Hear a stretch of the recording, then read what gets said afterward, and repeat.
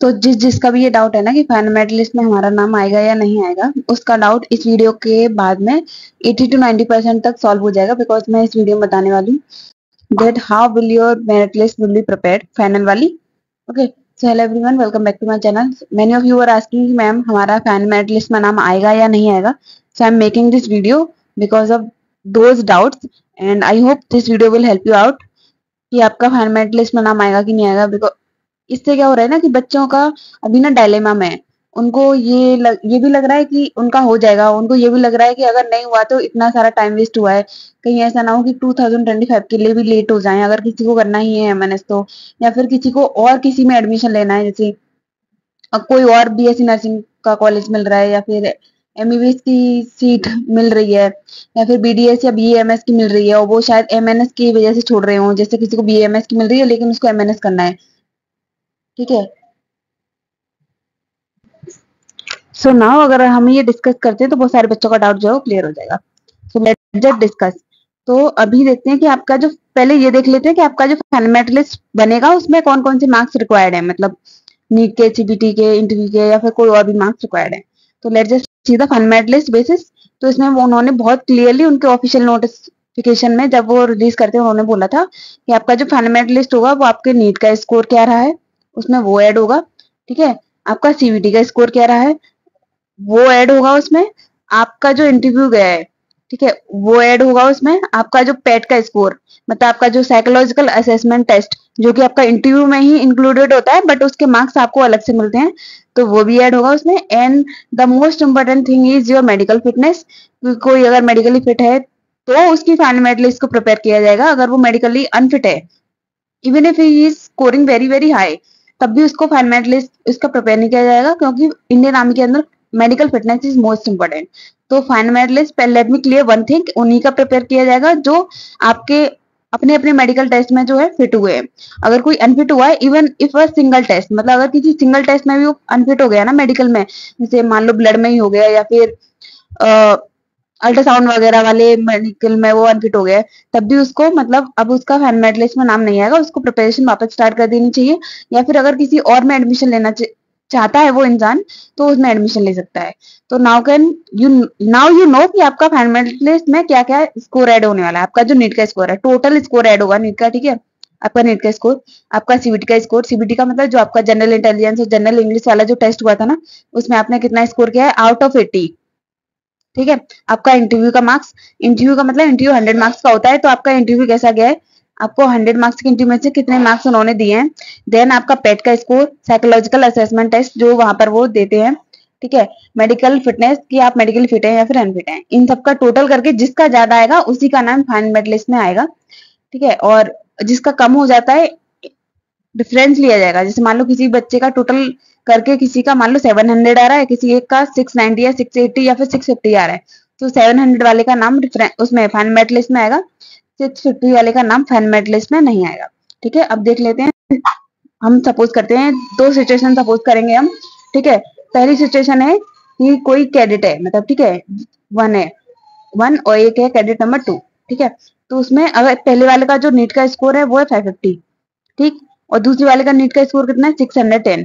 ठीक है, पहले वाले का जो इंटरव्यू और सीबीटी गया वो बहुत काफी अच्छा गया, मतलब in comparison to the second कि उसका इंटरव्यू और सीबीटी टोटल करके 130 आ रहा है। ठीक, और सेकंड वाले का इंटरव्यू और सीबीटी इतना खास अच्छा नहीं हुआ और उसका टोटल करके 680 आ रहा है।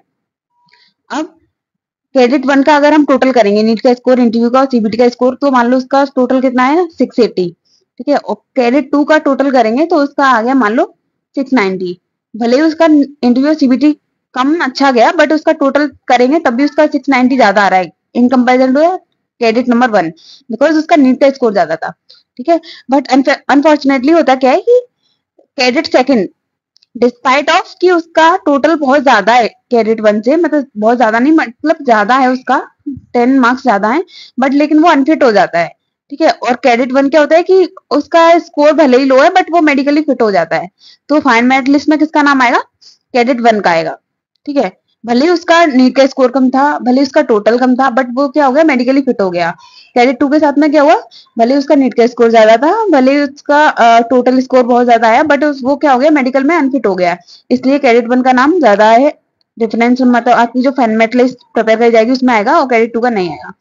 यही रीजन है कि कभी-कभी ज्यादा मार्क्स वाले बच्चों का भी नाम फाइनल मेरिट लिस्ट में नहीं आता है और जिनका कम स्कोर होता है उनका नाम फाइनल मेरिट लिस्ट में आ जाता है ना। अब देखते हैं दूसरी सिचुएशन क्या हो सकती है। दूसरी सिचुएशन ये हो सकती है कि क्रेडिट 1 का जो नीट का स्कोर मान लो 580 है, ठीक है, इस बार ही क्रेडिट 1 का ज्यादा है, क्रेडिट 2 का क्या है, नीट का स्कोर कम है, उसका कितना है 500 है, ठीक है।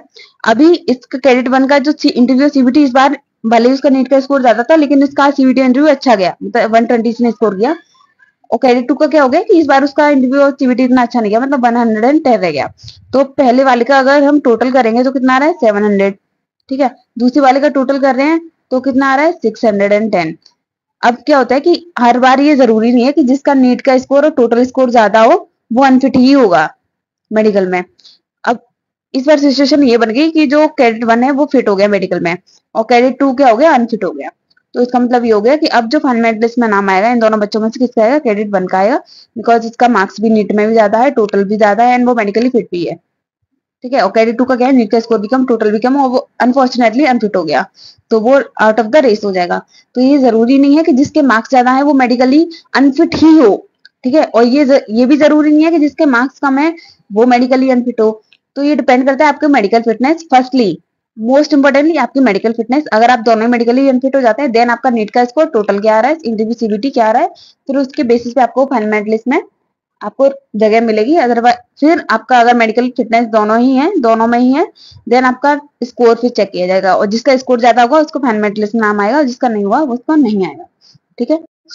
आई होप कि नाउ आपको ये क्लियर हो गया कि आपको फाइनल मेरिट लिस्ट को कैसे तैयार किया जाएगा, कैसे कैसे आपको मतलब प्रायोरिटीज दी जाएंगी, किसकी क्या प्रायोरिटीज होंगी और क्या क्या चांसेस है, मैंने सारे डिस्कस कर लिए।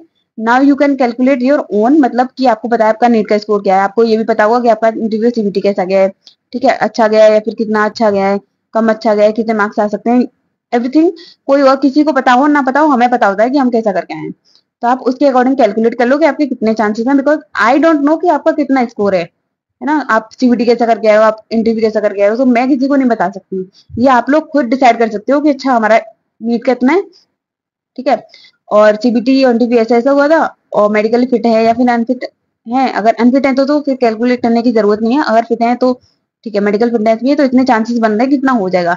ऊपर से आप लोगों को ये भी पता होगा कि जैसे आप मान लो कोई बच्चा गया 10 सितंबर को गया तो उसे पता होता है कि वहां पर कितने कितने स्कोर के बच्चे आए हुए थे और उसमें से कितने फिट हुए। मोस्ट इंपोर्टेंट ये है कि उसमें से कितने फिट हुए, तो जो फिट हुए हैं उनका स्कोर क्या है, उसके अकॉर्डिंग आप कंपेरिजन कर लो कि आपके कितने चांसेस मिल रहे हैं।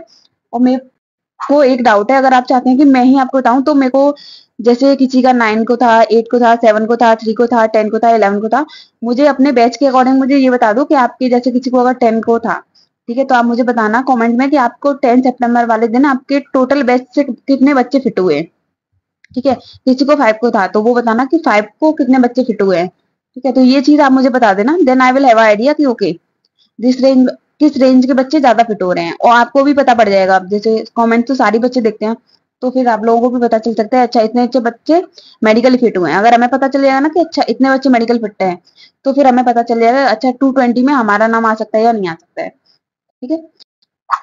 So now I have discussed all the most important things in this video, and after this if you are having any another doubt then let me know in the comment section, I will explain that too and share this video to the other candidate, मतलब जिन्होंने भी दिया है या फिर जो देंगे, then उनको ये पता होना चाहिए कि उनकी फाइनल लिस्ट किस तरीके से प्रिपेयर करी जाती है, ये उनके आगे की प्रिपरेशन में क्या करेगा, हेल्प करेगा। तो share this video to the other candidate and like share and subscribe my channel and very best of luck for your final list.